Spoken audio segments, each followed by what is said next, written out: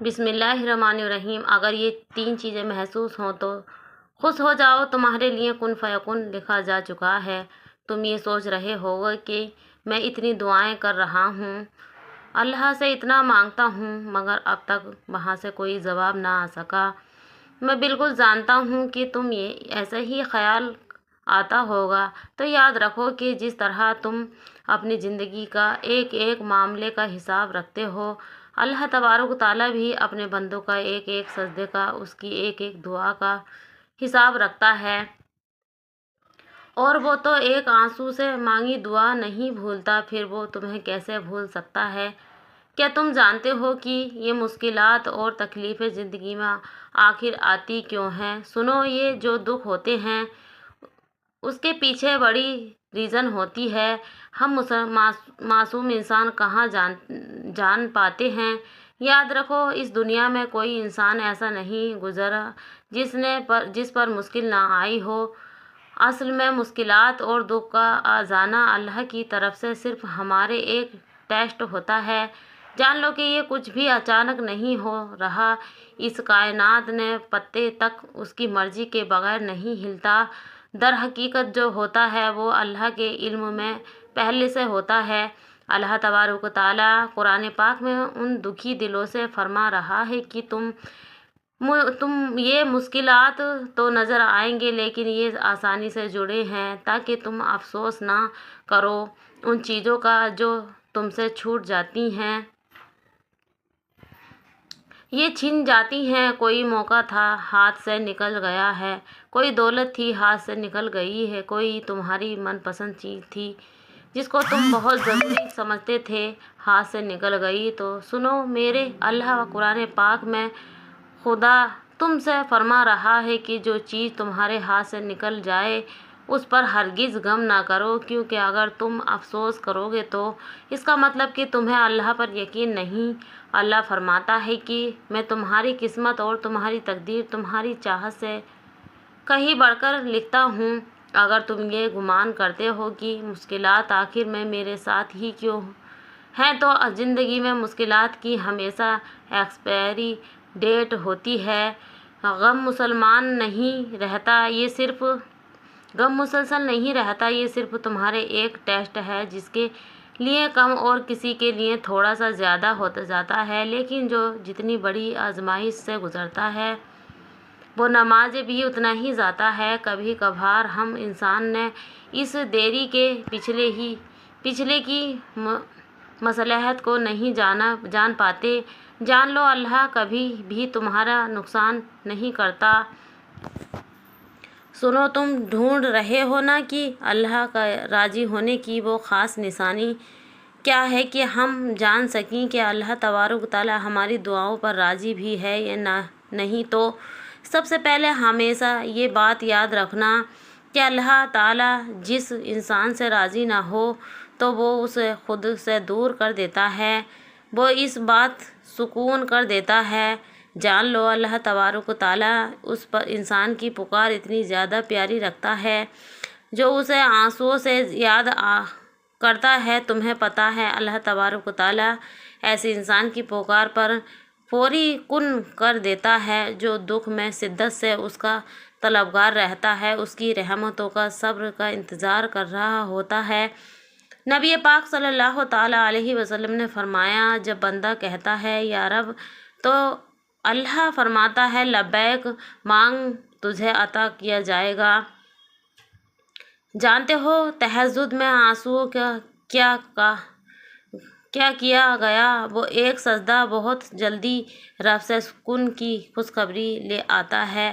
اللہ کی تمہاری دعاؤں پر راضی ہو جانے کی ایک نشانی یہ بھی ہے کہ تمہیں عبادت میں بڑا سکون آنے لگتا ہے۔ سنو، تم ایک بات اپنے پاس آج لکھ لو تاکہ کبھی بھول نہ پاؤ کہ زندگی میں انسان پر جو بھی مشکلات آئی ہیں وہ اللہ کی طرف سے صرف ایک ٹیسٹ کے طور پر آئی ہیں، جس میں تمہارے صبر اور تمہاری یقین کا امتحان لیا جاتا ہے۔ یہ بہت مشکل کام ہے، لوگ اکثر پینک ہو جاتے ہیں، پریشان ہو جاتے ہیں، لیکن یہ بات جان لو لوگ اس امتحان کو تم جتنا اچھے سے پاس کرو گے اتنے ہی انعامات سے نوازے جاؤ گے۔ تم خود سوچو، اللہ نہ کرے وہ مہربان رب تمہارا دشمن تھوڑی ہے جو تمہیں ہمیشہ کے لیے محروم رکھے گا۔ اگر اس نے تمہیں آزمائش کے لیے چنا ہے تو یہ سوچو کہ اس دکھ نے تمہیں اللہ کے کتنے قریب کر دیا ہے۔ تم جانتے ہو اللہ کی قربت ایک خالص ایسی ایک طاقت ہے جو صرف تمہیں دنیا میں ہی نہیں سنوارتی بلکہ تمہاری آخرت بھی سنوار جاتی ہے۔ کتنے خوبصورت احساس ہے نا اس رب سے مانگنے کا۔ یہی احساس تو ہے وہ دیکھنا چاہتا ہے اپنے بندوں کا۔ تم جانتے ہو اللہ کن کب فرماتا ہے اور فیکن کب ہوتا ہے۔ جب تم زندگی کے گھوڑوں کی لگام اللہ کے ہاتھ میں دے دو اور تم بنا کسی خوف کے چپ چاپ گھوڑے پر سوار ہو جاؤ، تم اللہ کو بتا دیا کرو، اللہ کو بتا دیا نا کہ کہاں جانا چاہتے ہو، تو بس پھر تمہیں وہاں کیسے پہنچانا ہے یہ سوچنا اب تمہارا مسئلہ نہیں۔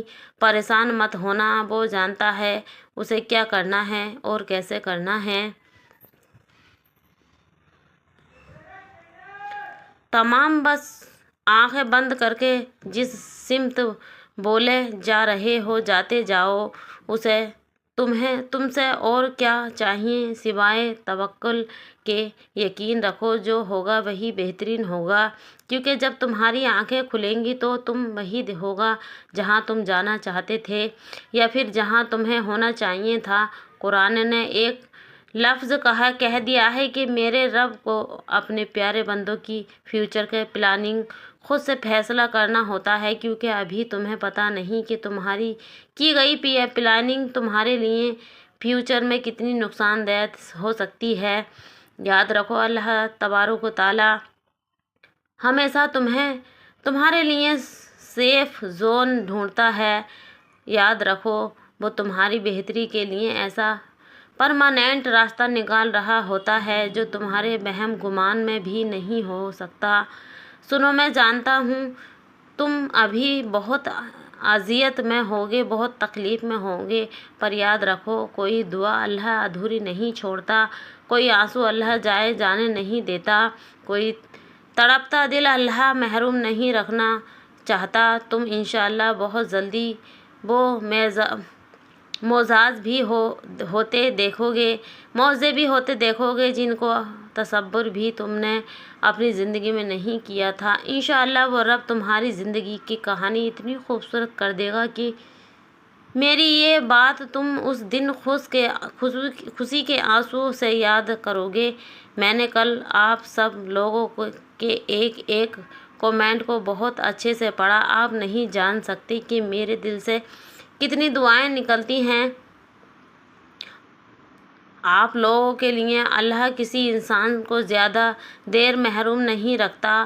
میں آپ سب لوگوں کے لیے اللہ تبارک و تعالیٰ سے دل سے دعائیں کرتی ہوں، اور وہ تمام لوگ جو شدت سے کسی کو اپنی دعاؤں میں کسی کو مانگ رہے ہیں اور اس سے اپنی زندگی بنانا چاہتے ہیں، اور وہ لوگ جو اپنے حالات سے بہت پریشان ہیں، وہ لوگ جو اولاد کے خواہش مند ہیں، اور وہ لوگ جو رزق کی تنگی سے مبتلا ہیں، اللہ ان تمام لوگوں کی زندگی سے ان رکاوٹوں کو پوری طرح ختم کر دے۔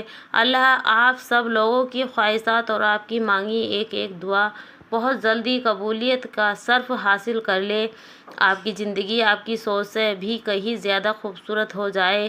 پیارے دوستو، آپ کو ویڈیو میں کچھ بھی اچھا لگا ہے تو مجھے ضرور بتائیے گا، اور ویڈیو کو لائک کر کے چینل کو بھی سبسکرائب ضرور کر دیجیے گا تاکہ آپ کا اور ہمارا رابطہ بنا رہے۔ اللہ حافظ۔